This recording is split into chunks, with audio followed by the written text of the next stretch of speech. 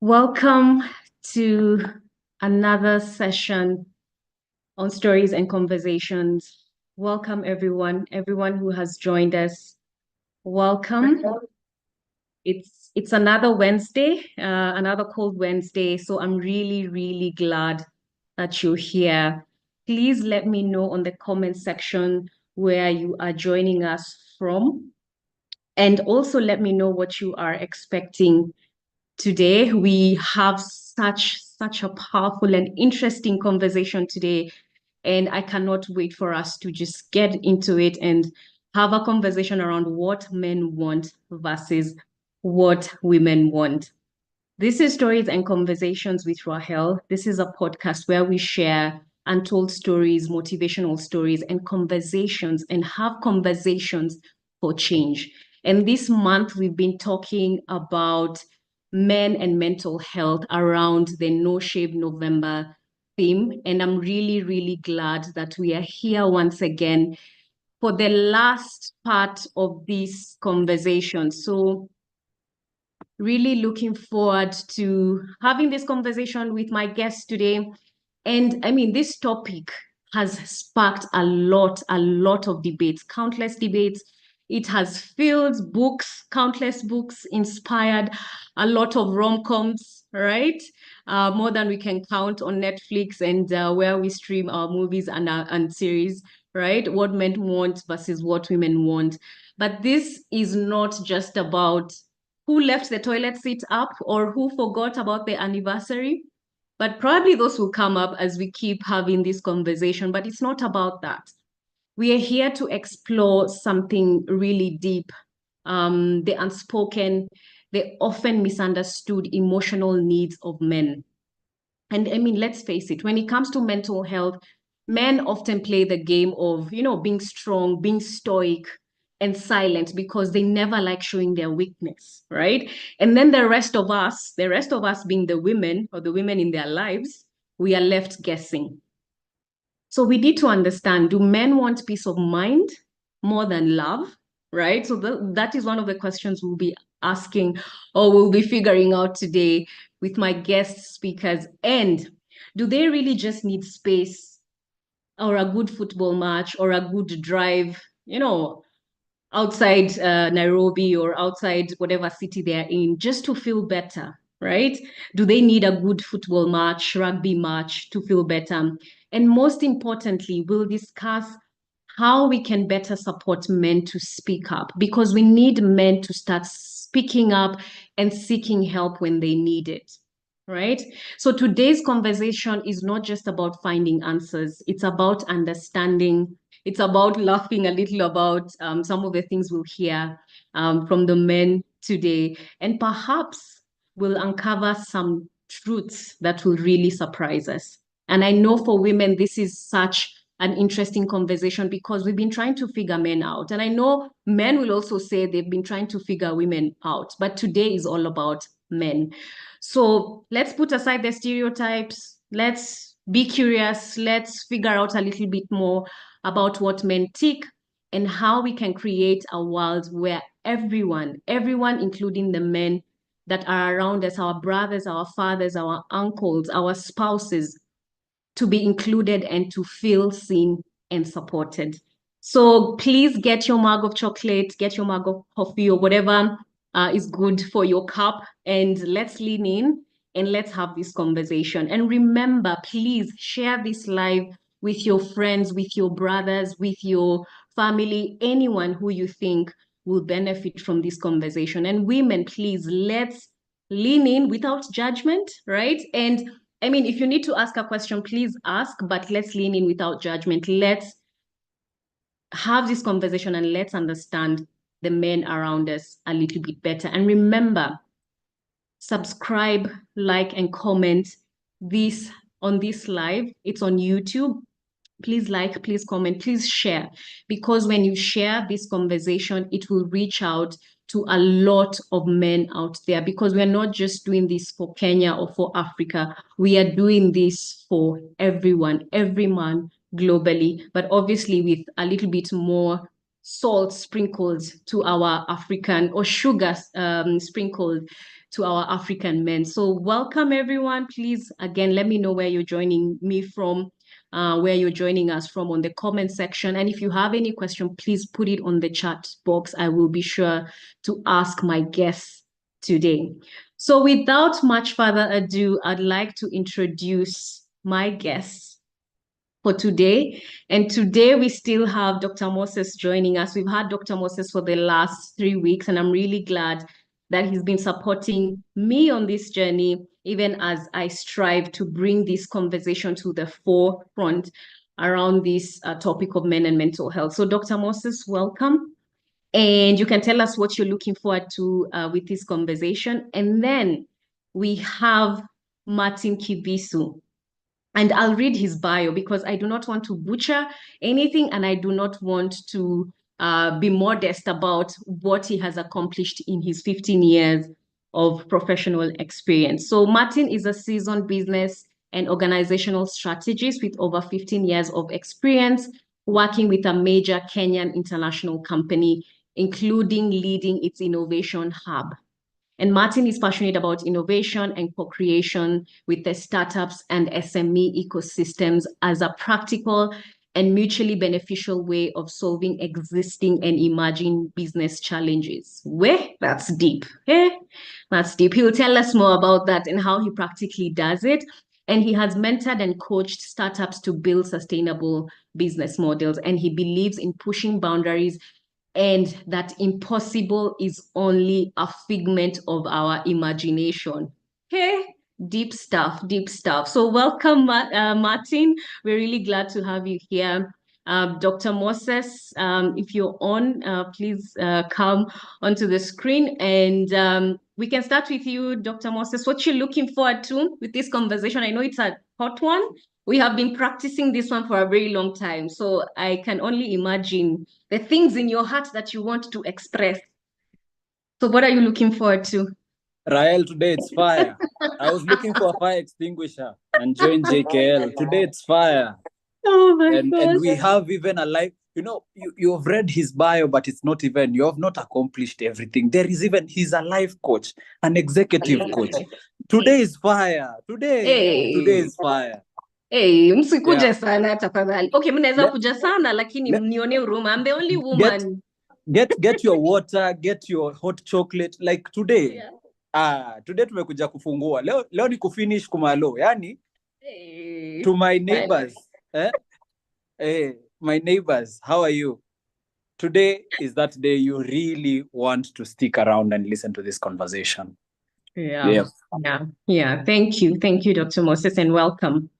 Martin, please tell us a little bit more. I mean, as Moses has said, you are a life coach, you are an executive coach. I mean, how do you wear all those hats and still look so composed? You look like, you've not had a busy day at all. Thank you, Rael. Thank you, Dr. Macharia. It's good to see you, and it's good to be here. Well, it's passion. I really just, it all weaves together, because what I do, when you think about working with entrepreneurs, most of them are CEOs or founders of their companies. And so my skills in executive coaching and life coaching play a lot in what I do day to day as far as work is concerned. But as Moses has said, today ni siku ya kufungua roho. Sasa tuache hii kofia ya coaching na career kando kwanza, na we speak in love, but the truth is, I love that. Nikuwe na tissue, sitakuwa na tissue, mimi nitakuwa na kikombe. What's inside my cup, don't ask me. Oh my goodness. I can't wait. And again, welcome to everyone who has joined in. This is going to be one hot conversation, so I can't wait. So I'll start off, right? Let's get onto the conversation. Dr. Moses, you're even removing your jumper. Okay, so I am prepared. Nikumoto, it's hot.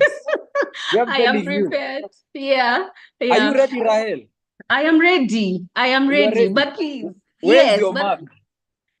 my mug is in my mouth. I have drunk enough water, so I have sanitized myself significantly, but I hope I will not need more. But if I do, I know I will get something. So let's get right onto it. So I've talked about it actually when I was giving the preamble to this conversation, which is what men want versus what women want. And I mean, we are still debunking this area of men and mental health. So we'll still stick to that, that road or that area, but we'll open it up a little bit because I know there are so many questions that I even got around this topic. So let me start with the first question, right? And as I said, I preempted it when I was giving the preamble, which is about resolving conflict. You've left that toilet seat up after you have been told so many times that that toilet seat needs to come down after you know what. So do men prefer direct and to the point conversations, or do they appreciate nuances? And I mean, we know what nuances are. So kwenda Athi River alafu kurudi Nairobi, kwenda Kiambu alafu turudi Nairobi. What do you prefer? Is it direct or to the point conversations, or do you want nuances? And we can start with you, Martin, because you're our guest today and you're a life coach. Please tell us, what do men prefer? What is nuance? Oh, nuances. Like, Si hiyo ndo nasema kwenda Athi I River mean, kurudi. ndio nasema hiyo ni nini sasa? See, you get to the point. Like, if you start going to Athi River and you want to just tell me, by the way, funika toilet seat. What's what in just saying funika the toilet seat? I guess what I'm trying to say is men struggle to understand nuances. Like, we really don't live in your minds. We are not angels. We're not mind readers. We're not palm readers. We don't have a Ouija boards. We are not mystics. Just plainly say, if something has ticked you off, whether it's the toilet seat down, whether it's the way I'm snoring at night, whether it's nilifinya toothpaste katikati, sijui niliwacha viatu wapi na socks wapi. See, you just get to the point. Because if you start going round, in the end of the day, you'll get pissed off. You'll feel like I'm not understanding you. But me, I don't know what you're on about. So just get to the point. Leave nuances, wachia madem wenzako, like your girls. When you meet with your girls and you guys are doing whatever girls do in the girls meetup, you do all the nuances you want. When you're talking to your dude, just get to the point. Tell them to eat. Tell them as it is. Don't beat around the bush. Okay. I hear you. Coming from a woman, and I'm coming to you, Dr. Moses, we normally say all these things, and I'm talking about even my brothers, my father, my uncles, men around me, right? Not just my partner, men around me, right? You tell them this direct, you get to the point, right? You tell them this is exactly what is a thorn in your flesh, right? But when you're direct, they tell you, umekuja sana. That is French of you have come so, kukuja sana. You have come sana. I don't even know. You have come. Direct is sio msomo. Kuna difference. No, but Martin, I have told you, you have left the toilet seat up and you keep doing it. And then because I decided to go to Athi River and come back because I'm trying to be emotionally intelligent and not push you to the wall, I decide to go around, but it still does not comprehend. Bado haishikanishi, like you do not get the point. And it becomes an area of conflict, right? Dr. Moses, how can you help me? Because women need help in this area. I'm telling you, women need help in this area. You know, for starters, because of how you guys have conditioned us for the longest time, we know that you are emotional beings.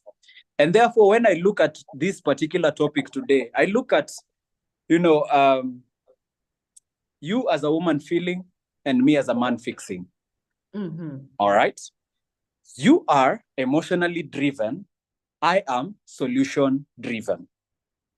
When you come into my turf of solution driven, then sometimes it's a bit odd especially if for the longest time you've been exhibiting traits of being emotionally driven. What do I mean? You go through at the river, unaenda na vitu, you pick things, you do shopping, kwa mama mboga, but the issue is Nairobi. You've used a long route, but the issue is Nairobi. The issue is the toilet seat. Then all of a sudden you come and, blow out. As Martin said, it's not actually msomo. There is a way you can reflect what you're feeling and what you desire to see done. But also, be ready when you go the emotional route to find a man who will give you solution, because that's how we are hardwired. We are hardwired to, allow you to be the heart and us to be the fixers. That's how we are wired. Okay, I hear you, but bado sijapata solution. Martin, you want to say something? But I was going to build up on what Dr. Moses is saying. You see, if you've been going through a River and I'm not getting your point, like for example, you come and say, sometimes we have guests, and when we have guests, they need to use this toilet, and then we have kids, and then the kids find, like, if that's all you've been doing, you see, you've been bottling up the fact that every time I leave a toilet seat up, but you've not told me, so I don't know. And even when you come to say it, as you're saying, you're beating around the bush and you're not getting to the point. So the day that now you are coming to communicate with me, we kumbuka, it's like a pressure cooker. You've reached your boiling point and you're exploding. So by the time you're coming to tell me it's always been about the toilet seat, like you're exploding literally. And I'm wondering, it's just a toilet seat. So I think what I mean is this: don't allow things to fester, number one. Like when you see the problem is the toilet seat, just address issues as soon as they come. Then secondly, the how. Because most men have ego. Like not most, all men have ego. And there's no man that wants to feel disrespected by their wife. There's no man that wants to feel murdered because you're not my mother. There's no man that wants to feel murdered or smothered by their woman. What you want is somebody who can tell you the truth in a timely manner, just in the same way we normally tell guys. Then when you give feedback, give it in a timely manner and give it in a respectful way so that it's not a shouting match. So the moment you see the first day, like when we were dating and I used to leave the toilet seat up, don't wait until we've been married 3 years for you to say, by the way, kitu imekuwa kinibo. Like say it on day one, that by the way, for me, when you leave the toilet seat up, this is how I feel. So I think that's what I can say. Like what I mean is get to the point, but do it on time, in a respectful manner, and don't allow it to fester so that by the time you're coming to address the issue, it's now blown up, and then you'll also bring other issues to include to the toilet seat. Okay, I hear you, especially around the timely aspect, right? But we need to be cognizant of the fact that men are logical. And you've said that, Dr. Moses, right? You are solution driven, you're problem solvers. And then for us women, we are very emotional, right? So when we are approaching a lot of situations, not just even conflict resolution, we want to have that emotional, connection. We don't want that to, how do I put it? Like we don't want to lose that, especially with our partners, the people that we love, our children who are boys, our brothers who we love.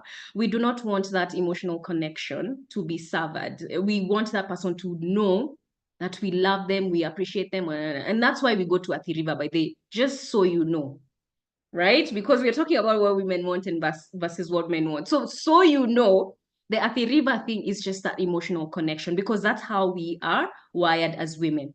So how do you balance that for you, Dr. Moses, right? You're married, and obviously you dated your wife before you got married, but how do you balance that? Because you have to have that balance, especially when you're living together, right? So how do you create that balance? I'm about to call her so that she says if I balance it. I can see her looking at me with funny eyes. But the thing is, in close relationship and relationship dynamics, men tend to actually appreciate the nuances because it creates an emotional connection. Men are hard nuts to crack, but you can get them to a place where they can also feel And it also gets to boost, the mode of communication and helps, with how you guys do life. Now, how do you find a balance? I think it all boils down to communication. That's the first thing I can tell people.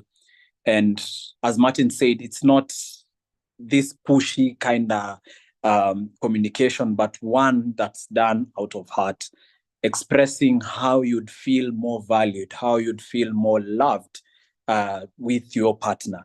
And so having that helps, this person to see from your angle. Also communicating expectations early in advance. I always ask, do you want to be heard? Or do you want a hug? Or, you just want, someone to just sit in silence with you. Which out of these three do you want? And so sometimes, or do you want a solution out of what you want to share? And so sometimes it might be, I just want to be heard. I want you to sit there and listen to me. Or I want, just a hug. I'll share the details later. Or I'm sharing this with you and I need a solution here and now. So communicating the expectation of, even as we jump into this conversation, this is what I expect from you. I don't want you to give me solutions today. I just want someone who can listen to me. And preempting men to do that in advance helps them to sort of put on the brakes rather than giving you solutions. They're able to pull back and actually actively listen. And men are very good listeners. Although sometimes they may tend to look like they've zoned away, but they can actually listen and they can be there and they can even follow up days later over the issue.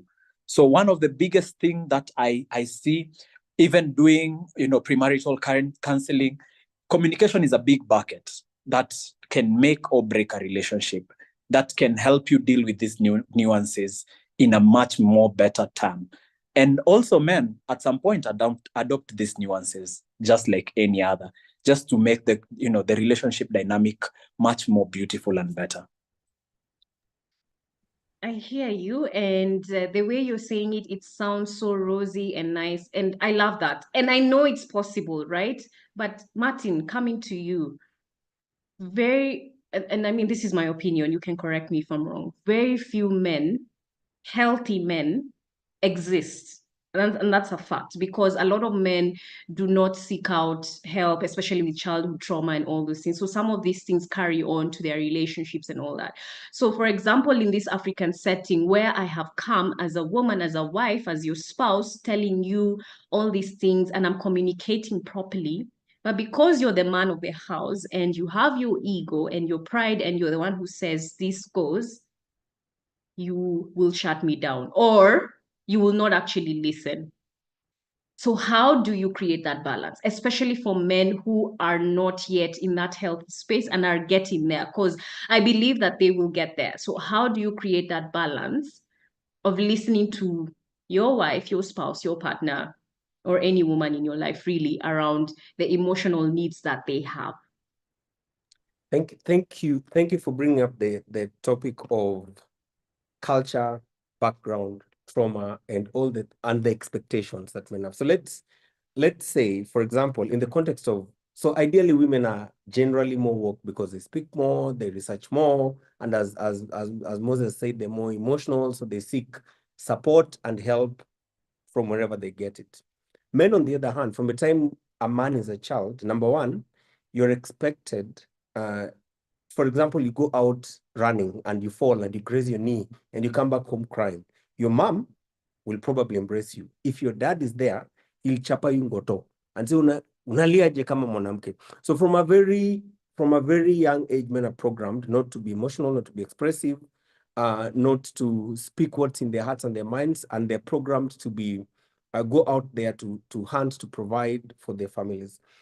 What I've found works is, I think there's something that is beginning to catch on, which is a good thing, is number one, creating awareness, because many men are not even aware of how much trauma they're carrying, because that is what society celebrates.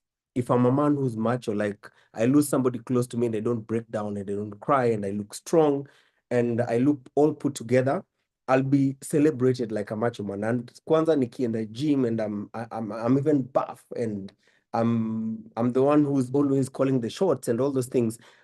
It's celebrated. It's idolized as the ideal man, and that's real manhood. And we even told real men don't cry, real men don't show weakness, and all these things. So I think the most important thing is to create awareness, and create awareness for men in forums where they are comfortable. So for example, if you call a forum and you probably have something like helping men get in touch with their emotions, I think maybe 3 or 4 men will show up.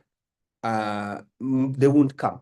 But if you create safe spaces, for example, plan a hike, plan a tournament, go for golf with guys, and in such safe environments and spaces, begin broaching topics that are very sensitive. Because most men also, I included, I've cried before my wife a couple of times, but most men really, it's the most humbling thing to break down before your woman, because ideally you're wired to protect. So I think creating awareness, creating safe spaces where men can be able to start getting in touch with what's happening to them, and being able to help them see the ripple effect of all these things that are bottled up, in terms of either men turning to alcohol or being overly promiscuous because they want to conquer so many women and feel like they're strong, or men turning to violence to prove a point, or just totally being detached emotionally. All those things, we need to create safe spaces where they can let out and speak about all these things that's going on in them, in a way that they can then find help and support each other. So I think for me, that's what I can say, that one, are there safe spaces, and not safe spaces according to what has been created in the past, but are there safe spaces that men can feel like they can be vulnerable and talk without being judged with other men, and be understood in a language that then speaks and resonates with them. Yeah. So I think for me, that's really important. Creating awareness, creating safe spaces, and helping men to be able to then support each other through the journeys of addressing their traumas in ways that speak to men. Because how women relate with that is very different from how men relate to it.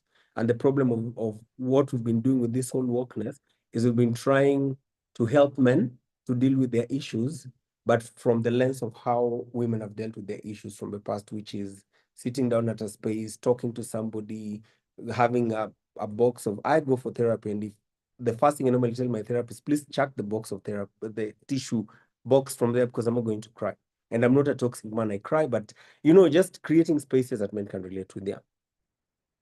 I love that. I love that. And I'm glad you're touching on the topic of toxic masculinity, because I mean that's something that is being thrown out in a lot of conversations. So just around this topic. So if African men, and I'm honing on African men because we are all Africans, but just generally for men, if they were given one free pass to do something that will be labeled as unmanly, what will they choose? And why, Dr. Moses? I think to speak out without fear. Men bottle a lot. It is sad that men are committing suicide in this day and age simply because they have zero outlet. You mentioned that in Africa, we're actually leading, and Lesotho is a country that leads. Actually, 10 of African countries are in that top 10 number of suicide rates globally. That is alarming for us as African men, that we need to go back to that place where we were talking about last week of authenticity and having candid conversation, having spaces there by, men don't do therapy as it should be traditionally, as how it has been connotated. Maybe therapists need to come up with a whole different model for therapy for men, because again, a man, you need to attack from the mind as you dive, sort of move to the heart. You start from the mind. It has to make sense cognitively for a man. And therefore, men would share out, I think that freedom of expression without fear of judgment or that societal pressure that they've been bundled with. Yep. And this is definitely around men, right? Yep. Okay. Martin? Dr. Moses, I spoke to a friend of mine who works in a space where they're the first people who are called. They're not in the medical space. I'm not going to say where they work, but they work in a space where they're normally the first people to be called in case there's suicide or there's death and stuff like that. And that was last month. And this guy told me in Nairobi alone, in that week, they'd been called to handle about 25 cases of men who had committed suicide. It's not even on record. And the other thing that's happening right now that we need to understand is there's a monster called depression that manifests in very many different ways. And for most guys, when a man feels trapped, how can a man feel trapped? Number one, men feel like they are men, for lack of a better word, when they're able to go out there and do meaningful work. There is no man who just wants to blob about doing nothing. So if a man is out there doing meaningful work and they're able to provide for their families and they're able, because men are created to literally be hunters and to be warriors and to be out there fighting. And it's different in this generation. But if a man is not able to do that, number one, their sense of purpose goes, because I'm not adding, I don't feel like I'm adding value. And so many men begin dying on the inside and begin dealing with depression. They don't even know it. And then in the current state of affairs, there's a lot of joblessness. Guys, so many people have malized campo and they can't find a job. People are getting retrenched. Companies are closing. Entrepreneurs are closing their business. They're firing people. So there's a lot that is coupled with the expectation that society has on men. So I think just understanding the times we live in and the pressure it's putting on men and the fact that most men don't have any outlet. And as Dr. Moses is saying, so it leads to suicide. Like that's the only escape route for me. I can find a job. I don't have anybody to talk to. I've drank alcohol until it's not numbing my pain anymore. I've slept with so many women until my pain is not being numbed by anything anymore. So at that point, my only way out is let me get out of this thing. It doesn't make sense anymore. So I think it's in fact, the girl was telling me that it's a crisis for men, that there's need to decisively and intentionally address the whole issue of suicide. And for others, it then comes out to them killing the people they love and the kids and then taking their own lives. So just killing them and taking off, And so it's really important to look at this as a very serious crisis. And why am I bringing this about? Because if as a woman, you begin understanding the dynamics of what your man is dealing with, then you will be number one, a bit more empathetic. And then number two, you will find ways of giving them room to exhale and to breathe, So it's very important for women to also understand those dynamics so that they can offer space for their husbands to breathe and exhale. Yeah, I really love that. And actually, last week I was in a forum where a lady who's been married for 40 plus years was sharing that as women, we need to stop looking at our men as the providers, right? I know it's a God-given mandate for the man to be the provider, but who's the provider? It's God. So why are we leaning on the man, which is okay, right? Because he's the leader of the house, he's the priest in the house and all that. But we have to look to God as our provider and not putting that pressure on men. And I can only understand that pressure. And the number you've shared, Martin, I mean, those are staggering numbers. And I'm really, really worried for our men. But I'm glad that we are having these conversations to just break down some of these things so that we can have more people supporting the men around us. So around this topic on provision, right? So we know it's a God-given mandate. And sometimes as women, we don't really understand, or we don't really create that space for men to actually, speak out and share the pressures that they have around providing.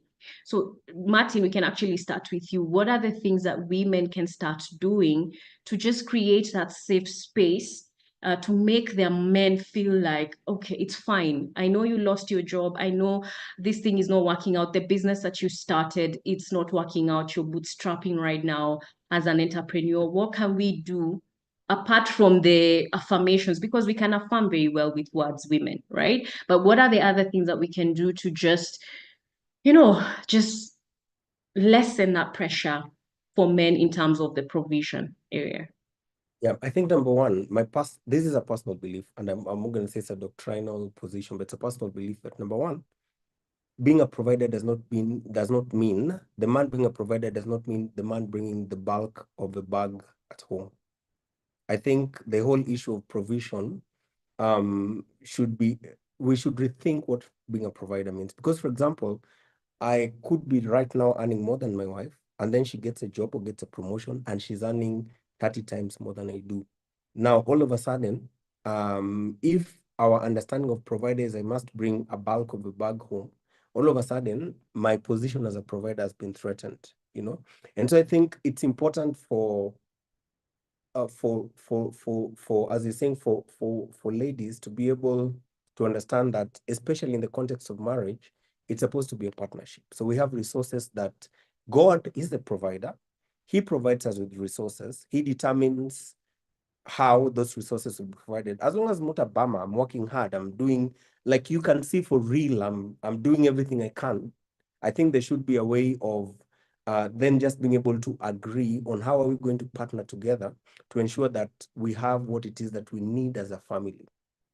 So that it's not ile pesa yako ni yetu na pesa yangu ni yangu. So that I've had cases of even a guy staying in a house and paying rent, and that house belongs to the wife. She bought the house and the guy didn't know.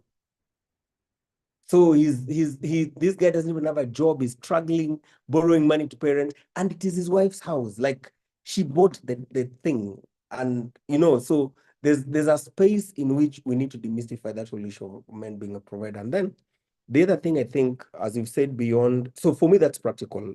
Agree on how you'll utilize your resources and support one another, because at the end of the day, the objective is to have a family running, to have things happening. Kids are going to school, the school fees is being paid.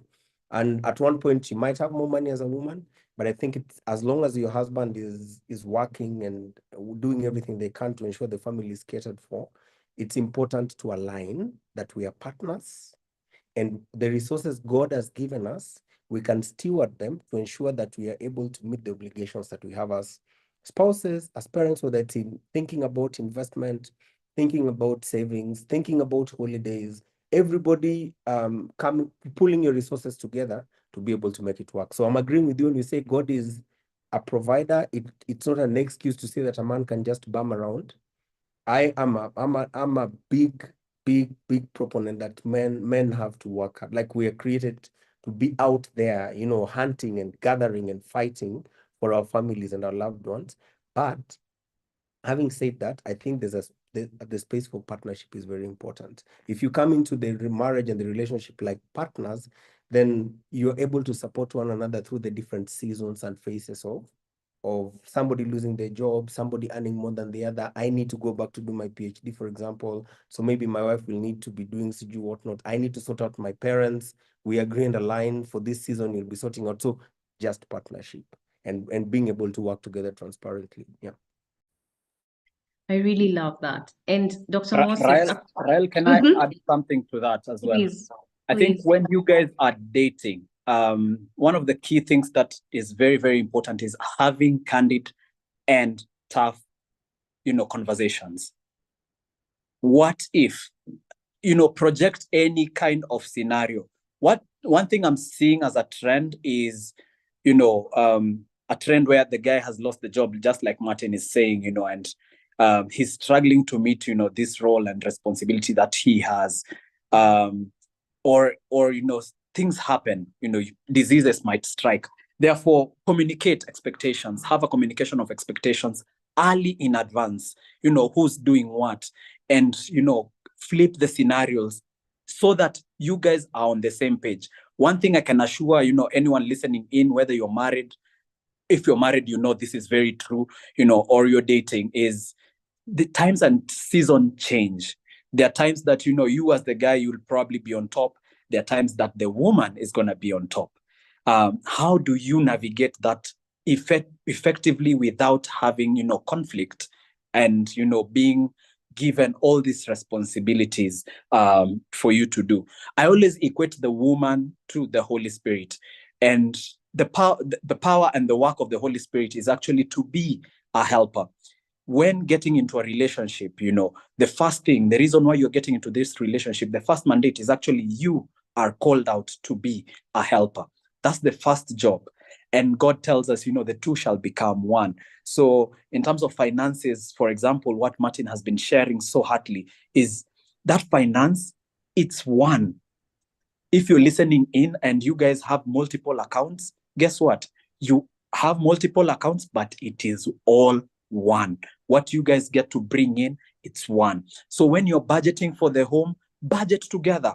Say, hey, part of this money is to pay rent. In fact, it makes it a bit easier so that it doesn't feel like it's a man's role.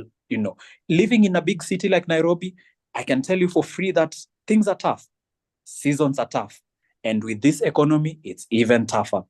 So having that mindset where you come in as helpers, you come in as collaborators and not competitors, changes the entire script. I am not saying that you as a man, you have a responsibility and a role to play. You are a protector, you are a provider, and sometimes you have to lead and profess the direction of where the vision of where the family is going. Profess your love because that's what Christ has called us to do. But again, you are collaborators and not competitors. I just needed to echo that, even as what over and above what Martin has shared. Sorry, Rahel. And what Dr. Moses has said, which is really critical, is also interrogating the issue of trust, and asking yourself, why did you get married to this person in the first place if you cannot trust them with your finances? If you cannot, because if you're trusting this person with your body, I mean, like, what is it that's so hard in you trusting them with your finances and putting your resources together? Kwani atafanya aje do? Like, if you put your resources together, and for example, you can also agree as a couple. I have a friend of mine who, in their family, they've agreed the wife manages the finances because the guy is a terrible financial manager. Like he says, by the way, don't care. When I earn, we have this account and this is the allowance I have. My wife manages the finances. So I think just that issue of interrogating, if you truly love somebody, if you're trusting them with your body, why can't you trust them with your finances? As a woman, are you having trauma that you're carrying from the past because of what you saw? So you're trying to save some for a rainy day just in case. And those are the things that then you need to interrogate so that you sit at a table with no cards under the table. You put everything on the table and say, look, this is me, this is who I am, this is what I have. Can we align? And that makes work so easy because then even the same goes for the man. Like if I have money that I'm hiding and my wife only knows I pay rent, she'll always think I have money, even when I don't have. But if she knows everything that we have as a family and how it's being used, she won't need to ask me because she will know this guy doesn't have money. This was the money that came in. This is what it did. And there's nothing left to ask. You get, yeah. I love that. And I agree with you guys 100%. But let me challenge you as the woman, right? And with the observations that I have seen, most of the time men lead with money, right? You want to be seen as a provider. I mean, it's all about your ego and pride. And that's why we have this sponsor thing going on, right?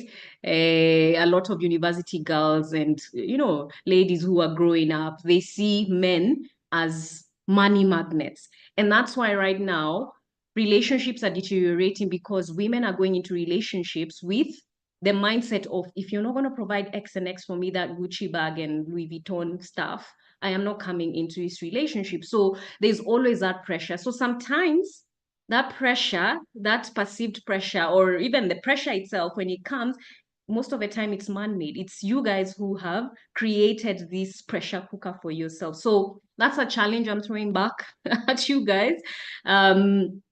Please don't lead with money. It's good, yes, when for the first date, please pay for that first date.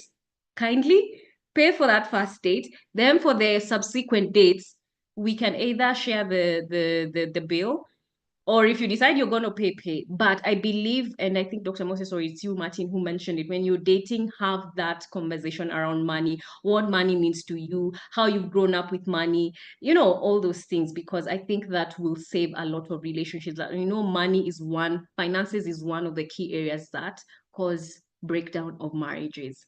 So I'm glad that we are on the same page. But those stones have not been thrown. So I'm glad we are together, right? So going back to the area of relationship, right? Do men prioritize peace of mind over love in a relationship? And if so, why? Sijui nani anataka kuanza, because this is a killer. Martin. I'll say 2 words. Number one, yeah, we need to understand how men define love and how women define love. Because for men, respect is love. If my woman shows me respect, I interpret that as love. So it doesn't matter how many times she tells me I love you, she sends me emojis every day and does that. If I feel disrespected by her, it doesn't translate to love to me. And the other thing, so that's what I'm saying, even when you ask the men prioritize peace of mind over love, we need to define what men understand love to be. Because for a man, love is respect. If you respect me, I feel respected by you, then I feel loved by you. And also when you talk of peace of mind, I think that's blanket, but it varies, because what peace of mind is to me might not necessarily be the same thing that peace of mind is to Moses. But I know for sure there is absolutely no man in the world that likes a nagging wife, who doesn't allow you room to rest. She's always on your case about anything and everything, and then talks badly at you before people and puts you down and calls you out before your kids and all those things. So I think what I was going to say is we need to define how love looks like from a man's perspective, so that then when we say we prioritize peace of mind over love, we understand that if you respect me, you will give me peace, because how you talk to me, how you treat me, how you respond when I tell you something has ticked me off. And for men, it's not even about crying, it's about changed behavior. Like if I told you I don't like 1, 2, 3, 4, what will speak to me as respect is if you actually change. But if you say sorry and you cry and you do the same thing, yeah, I won't look at it as respect. Over to you, Dr. Moses. And Dr. Moses, as you answering that question, I love what you've just said, Martin, nagging, right? And I mean, I understand there's some elements of nagging, but then when someone gets to that level of nagging, most of the time it's because they're not understood. Most of the time it's because there's no emotional safety, or they're not feeling that emotional safety. And I'm talking about my own experiences. I'm not talking for other women, but I'm just saying, right? We need to understand where this nagging is coming from, because a woman doesn't just start nagging unless that's their character, right? So, Dr. Moses, when you're answering this question, please touch on that a little bit.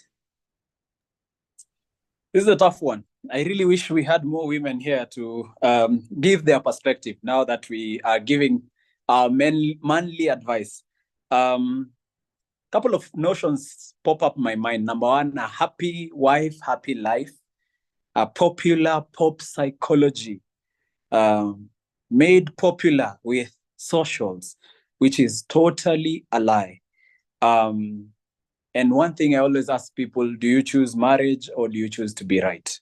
That's a question to the men out there. But peace of mind, a man will always crave peace of mind, even over and above love.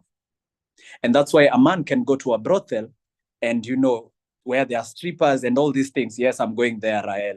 Where there are strippers and all these things, and you think he's cheating, and actually he's just going there to be heard, and someone touching and caressing his head. By the way, did you know most of these places, not sex happens, but actually these guys are doing a better job than therapists. Maybe they need certification and, be allowed to be doing therapy, because they get to listen to a man. A man's deepest need is safety. And I'll repeat, a man's deepest need is safety. And that's why, emotional security is so big for us men. I want to come home and feel safe. I want to come home and have a safe space, not you jumping with words and issues. What Martin is, communicating, a nagging woman. All right. The Bible itself can say, it tells us that a nagging woman ni mbaya. You'd rather even stay in a roof that is actually no pigwa na mvua huko juu than stay in a house of where you are with a nagging woman. Imagine hata God mwenyewe tu anasema wazee, hii story ni noma. Buda, panda juu ya mabati, sit there, chapwa na mvua, relax. You will be safe there. For men, we look for, number one, that emotional security and safety. And women, you have a role to play in that. I'll tell you for free that don't attack him with words. He's coming out from a world that is very, very cruel and coming to this place that is full of safety. Will you create that environment for them? Number two, men seek out emotional validation. Just like children, men crave emotional validation. And that's why men will throw out money to these campus girls. Men will use things because they need to feel seen. And this is a deep desire that probably is a traumatic response because maybe in the past, as I mentioned, that these guys were never seen by the people that really mattered most. And so for some of them, they will work hard. They will drive the best car. They will try to live in the best neighborhoods, build the best homes, be the very best so that they can find that validation. Men, the first validation that comes to you, the first place that you can find validation, number one, is in Jesus Christ. That's where we find our validation and identity of who we are. But also the second is the closest, because they say marriage is like, a second sanctification. And therefore, women have a role to play where they can validate their men. And this might be through words and other things. And so for women, when you speak some things, men are a work in progress. And maybe, Rael, your experience would have been like any other lady out there who, didn't feel that emotional safety in this man. Maybe the guy is battling a lot and sometimes they cannot share. Are you trying to also view things from their lens? Or is it always I? Now, ladies, I want you to really deeply introspect. How many times in your relationship have you used the word I? Because for me, as a therapist, what that shows me is selfishness. Do you sit back and actually think, I have been communicating this thing and this guy is not, sort of either he's not understanding me or he's finding a hard time addressing this thing? What could be the motivation around this? Is it an issue, from his past? And what's my role in supporting him, getting to a place where this guy is able to address the needs that I have? Yes, as men, we understand that you have multiple needs, but also equally, he is human and he has needs too. He has shortcomings. And so one thing I really want to encourage our listeners today is please view things also from the other lens. Don't sound nagging, but also don't sound desperate. Don't sound desperate. A person who loves you, you really don't have to beg. Now, I know this is controversial. This is going to cause stones coming to you, Rael. Please share them with us. But you really don't have to be desperate. You don't have to cry out so much for love, because in a place where this guy really treasures you, he will love you. And men, our mandate is very simple. I was sharing today earlier with someone and I was telling them that, our mandate is simple. One thing that you have to do as a guy is just to simply love. Whatever way you look at that, the biggest call of action to you is to love, and to love sacrificially. Love with your everything, to love and pour out your life. And for the ladies, it's what Martin has just mentioned, respect, or some other Bibles call it submission. All right? That's your biggest call to action. Where you respect me, then I'm able to love. Submission begets submission. I was telling them that in a society where if so this was a guy, a man who's married, and I was asking him, did you know if your wife knelt and bowed down, your response as a man would actually be to go down and embrace her? It comes even without thinking. You are actually wired like that. You fall down. And that's God's model for us. Whenever we bow in reverence to him, he comes down to us. I know we have seen in these medieval movies that, you bow and the king puts his hand on you. No, the actual model is actually that they come down to your level and embrace and, sort of bless. Yeah. Anyway, I'm done. Wait. Man, you are triggering me in all the right place, in a positive way, right? And let me share this because wacha nifungue. I know, Martin, yes, we are time bad, but let me share this and then let me ask the last question before we end this conversation because, oh my gosh, this is, yeah. So you've said something about being desperate and also being nagging, right? One thing, and I'll tell you this, and I know all the women around me or all the women who watch this will agree with me 100%. One thing that we struggle with is to just understand what you guys think, because communication for you guys is not crystal clear, right? It's not direct. Most of you guys are not direct with your words. And I'll give an example. If I'm dating a guy, or not even dating, I've not even gotten to dating yet. I've met this guy, he's hot, he knows I'm hot. We're there, we are looking at each other, whatever, and then we are there, he's calling me for dates, he's telling me all these things, he's texting me at 10 o'clock at night. 10 o'clock, that's when I'm sleeping, right? He's texting me good morning. And then he's just dragging this thing. And then in my head, for me as a woman, I'm like, hey, this guy likes me. And I'm telling my girlfriends, this guy definitely likes me. But the man has not communicated anything. And sometimes I know men, when you start all these things, probably you don't even want to date this woman. Probably you just want her, attention or whatever it might be. But you've not communicated and said, Rahel, you're such a pretty woman. I like being around your presence. I like the conversations that we have. I really want to have a friendship with you. Full stop. But you leave me guessing. So what do? I will nag you. I'll be like, okay, so what's this? What is this? Every time I'll be like, so what's this? You're calling me for a date. I'll be like, what's this? And maybe that's nagging or desperation. I don't even know what it is. But I'll keep on asking because I'm like, dude, what's going on? So that's an example. And that happens a lot. A lot, and you men need to start communicating. Rahel, let me tell you the truth. And Yeah. I know the guys will stone me. If a man wants you and they're serious about you, they will tell you. They'll not string you along. If you meet a woman that you like and you want to get into a serious commitment with her, unless that man is not sure of what they want, where they're going, what's happening in their lives. And as a woman, I'd ask you, what the heck are you doing with a man who doesn't know what they want and where they're going? If a man wants you, they will tell you. They will know it. First, second, third date, they will know this is the woman I want, and they will go for it. Because, number one, the man knows you're pretty, and they're not the only one who's seeing you. So they want to get you out of that market before somebody else comes for you. So if you're going for first, second, third, fourth, fifth, sixth, seventh, eighth, ninth, 10th date with that guy, he's not telling you anything. You're the one who's asking him, where is this going? My friend, that's already wrong order. He should be telling you where that thing is going after the From third the date. first date, No, right? first date, after the third date, maybe.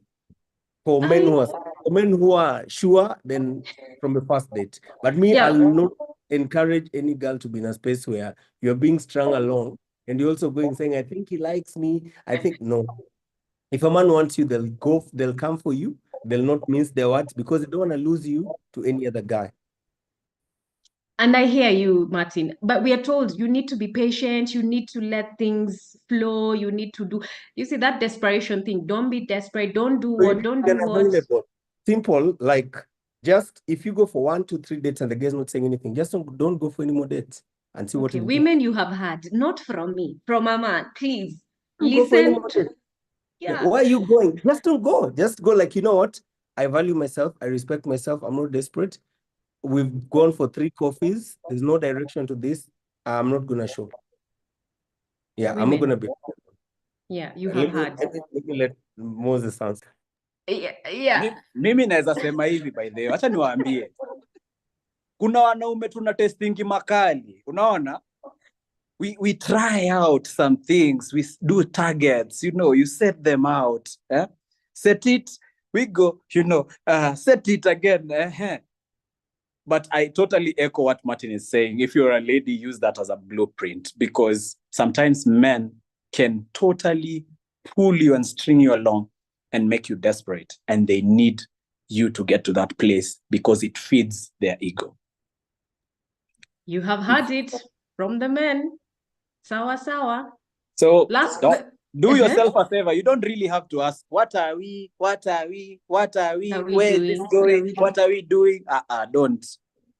The third date, because how I'm viewing dating is, for me as a man, I am literally, by the target thing is so real, because you date with a purpose. So I am going for dates. It's targeted. The questions I'm asking is actually to address a notion or a question in my mind. Are we compatible? And for some guys, by the it's friendship and it's genuine, but they will also communicate that. And chances are they won't pull you into 3 dates, 4 dates, pulling you along. No, they will actually communicate. Strong men share out their vision. Weak men keep quiet and string ladies along, because it feeds into their ego. I don't know if you remember those 5 things that Nelson mentioned. You remember that one of them was actually sex.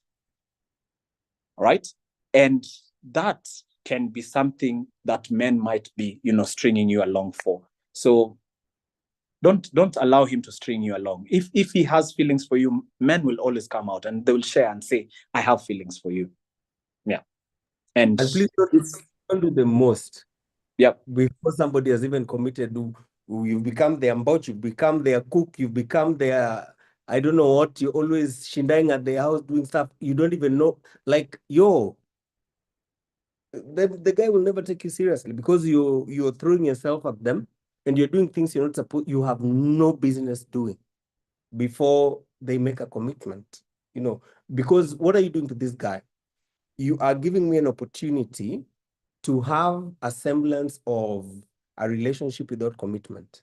So I don't have to commit to you. You'll always show up. You'll always wash my clothes and cook my food and give me sex. And, you'll always be there for me, providing all the things that either a wife or somebody in a committed relationship should be providing, with absolutely zero commitment. And then you go crying to your girls, get out of that guy's house and his space. If he wants you, let him come for you, and let him come for you having decided what he wants. Because even if you push him and he marries you, he will always be undecided about you, because it's not him who decided. You pushed him to decide. So you'll always live at a space where you're chasing after him and you're never catching him. Rael, I have a message also for the ladies. Also, ladies, let's be mindful. There are some, you remember we talked about personalities a bit earlier. There are some personalities of some jamas who are actually shy. I believe if you go for 1-2 dates, you're able to pick that out. And you're able to sort of navigate and curate the conversation to the direction. Not you telling him and proposing suggestions, no, but you can actually create avenues where he can try and, articulate what he desires. So also there is that aspect also to really consider. But I love everything that has been shared. Yeah, and I appreciate that as well. And I mean, we can go on and on about this conversation. Some things are definitely very debatable. And I know I speak for a lot of women. We really want those strong men who say exactly what they want. So shout out to all my fellow women who are struggling in this area, but we are getting out. We are getting out. Anyway, we are going to be having this.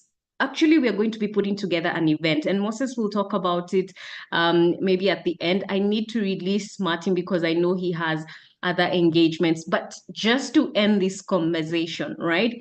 one thing that I really want you guys to share with us is when it comes to support systems, what's one thing men want but rarely ask for? And how can women provide that without overstepping? I'll start with you, Martin, and then I'll go to Dr. Moses. I think Dr. Moses alluded to it. Every man wants a safe space where they feel understood. The one place. So let me put it like this. And please, I hope you'll not misconstrue what I'm saying. Remember, most guys are normally very close to their mothers. And even when guys get married, some women feel like this guy is too close to their mother than they are to their wives, and they feel like there's like a competition. And Moses alluded to it. The only thing that brings that dynamic is because this guy feels not judged, not accused, but totally understood and accepted for who they are. So they can be absolutely vulnerable with their mothers. But when they come to their women, sometimes they find a space where you remember, this woman has come into this relationship with high expectations of what she wants her husband to be, right? And so when this guy lets his guards down, the woman will not be unconditional. They'll be like, yo, dude, man up, or this is not what I signed up for. So I think the one thing that most guys need and they do not know how to voice is a safe space where they can be truly vulnerable, and they know I'll be vulnerable with you as my wife or as my woman, and I will not lose your respect. And you will not use that against me on a random day when we have a difference and you start saying, unajifanya hapa mwanaume, the other day you were busy crying on my shoulders, what is your problem? No, like just knowing I can be vulnerable, I can let out my frustrations, I can let out my stuff. It will not be used against me. I will not lose my respect, and it will be my safe space. Yeah.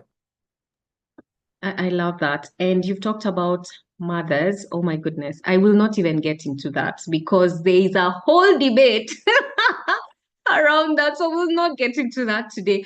But thank you, Martin. If you need to drop off, feel free. Thank you so much for sharing your insights with us. And Dr. Moses, I'll come to you about this area as well. I know you talked about creating a safe space, but what are the other things that we can start doing to support the men in our lives, especially around mental health when they're going through mental health challenges?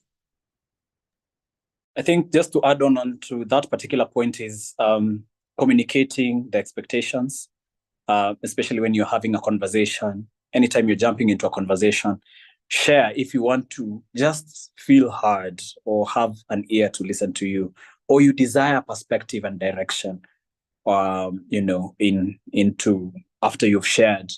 Because again, men, we are quickly wired to give solutions. And so that's something that I would encourage ladies to adopt, rather than share something that you were just sharing because you're just sharing your day and there were some problems or issues and the man has gotten into his fix-it mode. And then create, spaces of things that you both get to enjoy together. I would really encourage people to focus on that. What are some of the things that you guys enjoy doing together? And would you cultivate that? Because it helps you feel more joined together. You feel you becoming a unit as you should be. So those are some of the things that I would echo, just to add on to what Martin has shared, and allow the ladies to sort of adopt their low-hanging fruits in terms of communication, which is a very, very big bucket. I think communication is the driver of any relationship. Whenever there is a communication breakdown, then the relationship gets to suffer. And so how you really navigate through that, your communication styles really matter. And communicate with empathy, communicate with understanding. Allow men to, feel that as much as you're validating them. I know ladies can be so great with validation with words, but don't only also validate with words. In areas that you can support, please support a guy. Because that's the other thing. I think men, we tend to be lone rangers. And so the man, he's just walking alone, yet he has a partner. So don't validate only with words. If there is something that you can do with your hands as well, just to support this guy, please do. I know of a couple that, supported the dude. The wife has helped the guy become a great engineer, and the guy is being celebrated out here. But most of the things he has actually learned from the wife. It's the wife who has made him shine. The Bible talks about this in Proverbs 31. And I know that's a bit controversial because, again, it addresses a couple of things that tend to sound a bit controversial. For example, even the issue of provision. It's very different sometimes in God's eye, because women have the power, have been empowered to nurture and allow the man to thrive. So would you do that? And it starts with the very, very small bits, the very, very small bits. Yeah. Yeah. And it's not a marathon. It's a, wait, it's not a sprint. What is it? Not a sprint. It's not a sprint. It's a marathon.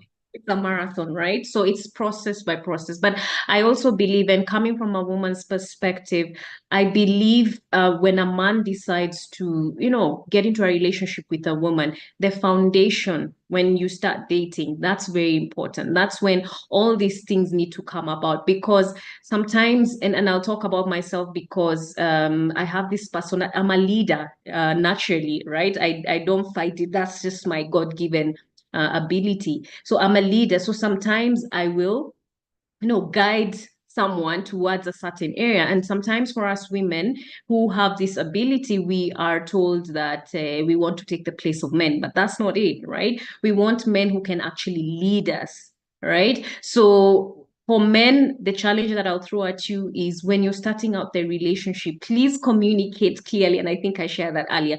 Communicate clearly, communicate exactly where you want to go with the relationship. If you're getting to know the person, just tell them, I'm getting to know you. My intention is X.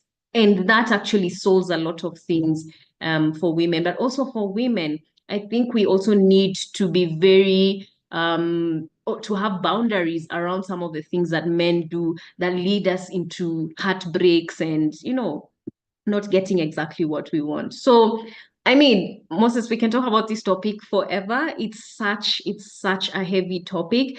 And I'm glad that we are thinking about putting together an event around this. And this event will be next year, hopefully Q1, if God allows. So we'll keep on talking about this. This topic is very, very important. We want to obviously support the men around us. And even those statistics that Martin shared, 25 men in a week, man, that killed me. And it's because I have family members and people around me who struggle with depression, but they do not know how to speak it out, right? They don't know how to express themselves.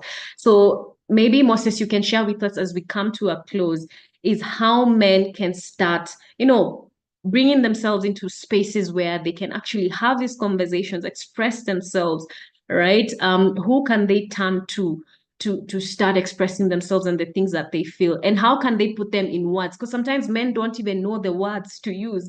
Wanasemanga nasikia tu nimechoka, but they're stressed, right? So how can men start putting words into their feelings, and where can they start? And maybe you can share about the community that you're in or the community that you're building, and where they can find you to continue having this conversation. Thank you, Ryle. So I'll start with the community that I'm trying to build, and it's been a work in progress. It's of men just getting to hang out together, doing life and having candid conversations. This is the place where you share out your life without feeling judged. If you're a CEO of a particular company, you are paired with another, just whereby you can find someone who's probably doing life with you and supporting you through it. Most of the things that men go through, sometimes, it's hard to articulate, as you mentioned. And so you need a space where people can sit around you, or you can come and connect with these jamas. And sometimes it's not even the conversation, it's the fellowship and the hanging around, and hearing, maybe some issues from people, or hearing, a positive praise report, and celebrating that for what it is and knowing that it's possible even for you. So that's the community that we're trying to build. And part of that is through golf. And you really don't have to be a golfer. I always say just come as you are. You learn the game if you desire to learn, but it's using that as a catharsis, going to the course and, striking balls and releasing that energy. And after that, having breakfast and conversations. Where can you find help?